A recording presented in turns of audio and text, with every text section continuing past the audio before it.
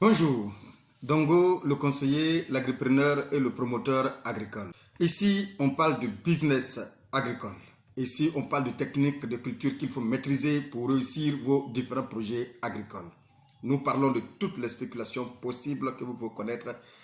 Ici, je pense que vous êtes à la bonne porte. Si vous cherchez vraiment des informations pour vraiment réussir votre projet agricole, vous êtes à la bonne porte. Pour commencer, si vous êtes la première fois sur cette chaîne, je vous demande de vous abonner parce que simplement, vous allez voir beaucoup de contenus qui vont vous aider à démarrer facilement vos différents projets agricoles. Et surtout, n'oubliez pas de cliquer sur la cloche de notification. Alors, nous allons partir tout simplement d'un constat, simplement, pour montrer effectivement quelque chose qui est très important. Alors, si vous voulez une idée de business, effectivement, que vous pouvez utiliser immédiatement, je pense que vous devrez écouter ou bien rester sur cette vidéo jusqu'à la fin. Nous allons vous donner une idée vraiment de business qui va nous aider nous tous à effectivement grandir et à évoluer dans nos différents projets. Bien, on investit de plus en plus effectivement aujourd'hui dans la production. Au niveau de l'agriculture, bien sûr. On investit de plus en plus dans la production, effectivement. C'est le constat que nous avons effectué. Alors, que ce soit dans les cultures de rente, que ce soit dans les cultures maraîchères, que ce soit dans les cultures vivrières, aujourd'hui, on investit de plus en plus.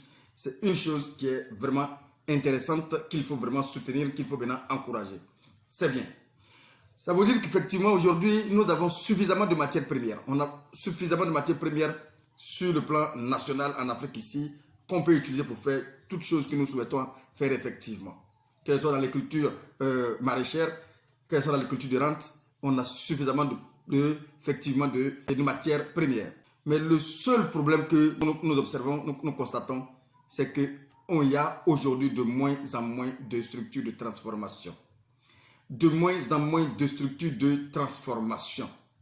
Du coup, on a des difficultés de vendre effectivement notre matière première. On a aujourd'hui des difficultés de vendre notre matière première à cause du fait qu'il n'y a pas pratiquement assez de structures de transformation.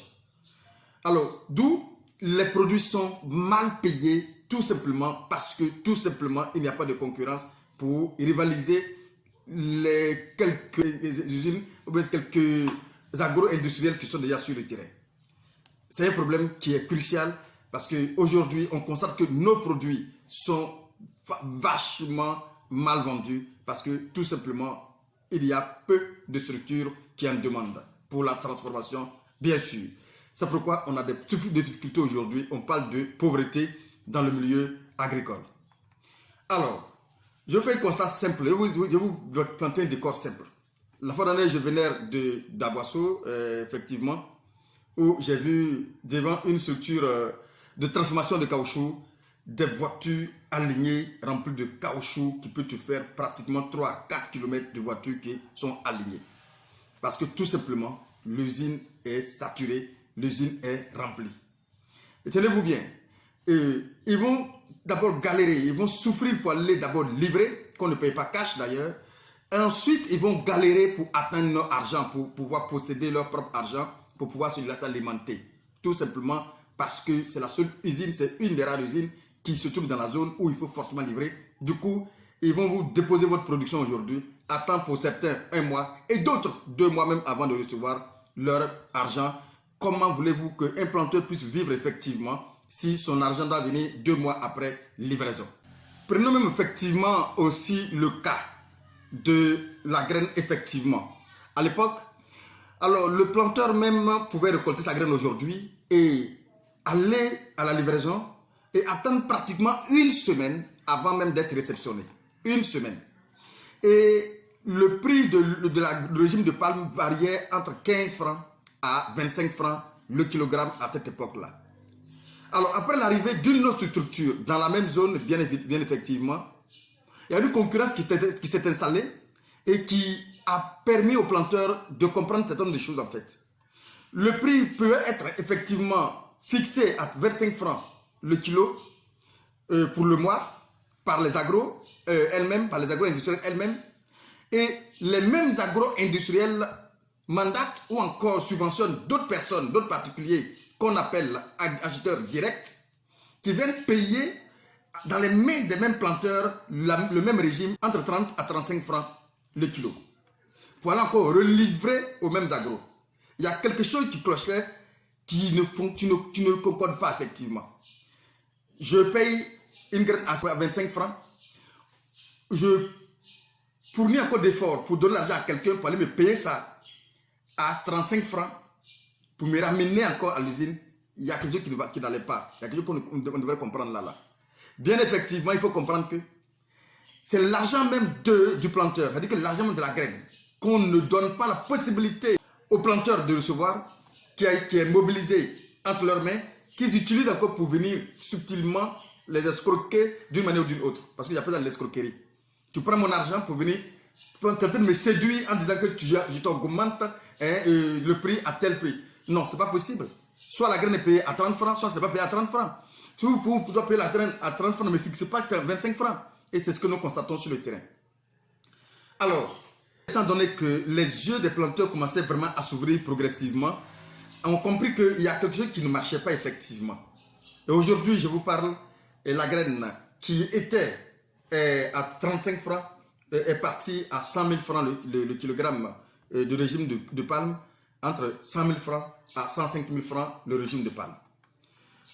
Tout simplement à cause de la concurrence qui s'est installée. Tout simplement à cause de la concurrence qui s'est installée tout simplement. Et pendant que le régime de palme est payé à 100 000 francs, l'huile de palme brute est aujourd'hui payée à 600 700 000 francs la tonne de l'huile de palme. Vous ne voyez pas qu'il y a quand même une large plus-value qui se dégage là net. Alors, moi je crois effectivement que nous ne devons pas tous effectivement se concentrer à la production. Il faut qu'on réfléchisse effectivement aussi également à penser maintenant à ce qu'on appelle la transformation de la matière première. Parce que je pense que c'est dans la transformation de la matière effectivement qu'on peut effectivement dégager beaucoup plus de bénéfices, beaucoup plus de plus-value effectivement. Ici, je ne demande pas dans un premier temps de penser à mettre en place une sorte de multinationale. Je demande tout simplement dans un premier temps de commencer modestement quelque chose, mais pensons à maintenant vulgariser, à promouvoir la transformation. Quelle que soit la taille de ce que nous allons mettre en place comme structure pour transformer, je pense que c'est la seule solution aujourd'hui qui peut nous permettre de dégager beaucoup plus de bénéfices dans tout ce que nous sommes en train de mettre en place. Mais sinon, si on pense seulement à produire, à donner de la matière première, cette matière première, étant donné que vraiment c'est une structure seulement qui s'en charge, ça devient un problème. Du coup, parce que cette structure ne peut pas à elle seule, disons, utiliser toute cette matière première. Du coup, elle est obligée de trouver un moyen de stockage à son risque et péril, d'où les prix vont forcément vont descendre forcément. Et c'est pourquoi le prix de l'huile de palme qui était à l'époque à 15 francs est aujourd'hui vendu à 100 francs, 105 francs. C'est incroyable, c'est extraordinaire, tout simplement. Parce qu'on a senti la concurrence dans l'huile de palme et forcément, les prix vont commencer à grimper. Parce que là où chacun va venir proposer un prix supérieur à l'autre pour pouvoir avoir le plus de l'huile, plus de graines pour avoir plus de l'huile, bien évidemment, les prix vont forcément grimper. Donc, si on pense effectivement à la transformation, ce n'est qu'au bénéfice tout simplement du producteur de transformer sa production parce que c'est là seulement il peut trouver réellement de bénéfices. J'avais publié une petite portion de cette vidéo, un moment où des gens m'ont dit en commentaire ce n'est pas au planteur ou bien au producteur de transformer. Je vous dis, je m'inscris en faux. Ce n'est pas au producteur de transformer, c'est à qui de transformer. C'est parce qu'on ne met pas une politique de transformation quand on pense qu'il y a une structure qui doit le faire et une autre structure qui doit produire et une autre structure qui doit transformer. Non, quand les agro-industriels viennent, ils créent leur plantation d'abord industrielle. Les personnes qu'ils créent, c'est pour transformer cela d'abord. C'est parce qu'ils ne peuvent pas peut-être avoir la quantité d'huile nécessaire qu'ils sont obligés de chercher ça et là d'autres productions pour compléter, pour pouvoir avoir le plus de l'huile. Donc ça veut dire que si nous on vient avec notre modeste taille de production, et on peut aussi avoir une modeste taille aussi d'unité de transformation. Et du coup, transformer l'huile est plus vendue que la graine, bien évidemment. Mais regardez, je prends le cas toujours des femmes dans la zone où je suis actuellement. Les femmes aujourd'hui qui chargent nos graines pendant que nous les coupons effectivement en brousse, mais quand elles refusent de se faire payer par argent, par une journée de travail. Non, elles refusent carrément qu'on les paye avec de l'argent. Elles préfèrent prendre les pépins, elles préfèrent prendre les fruits qui tombent en dessous des arbres, en dessous des palmiers. Elles les ramassent et elles les collectent.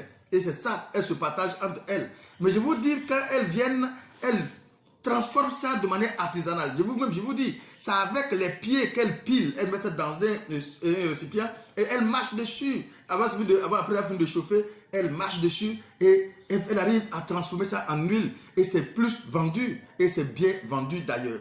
Je pense que si on veut vraiment penser à la transformation, qu'on ne pense pas déjà à dire qu'on va venir mettre une grande unité de transformation en place. Non. Venons avec nos maigres moyens et installons ce que nos maigres moyens peuvent installer.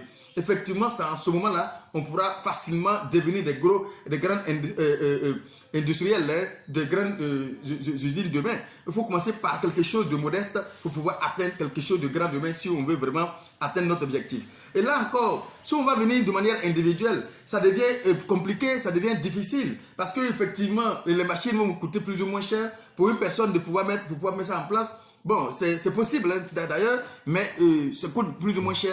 Mais si nous sommes un groupe d'amis, et étant donné que nous sommes tous peut-être en Europe là-bas ensemble, nous sommes un groupe d'amis, effectivement, on peut rapidement mobiliser les différents moyens que nous avons et facilement mettre en place une petite unité en attendant qui tourne, et par la suite, qui va devenir très très grand rapidement. C'est ça, en matière de graines, les choses vont très très vite. Une année après, vous allez voir que tout a changé. Et la deuxième année, vous allez voir que vous allez commencer maintenant à rendre le matériel beaucoup plus sophistiqué, du coup, à pouvoir prendre beaucoup plus de graines. Et c'est comme ça qu'on devient une huilerie.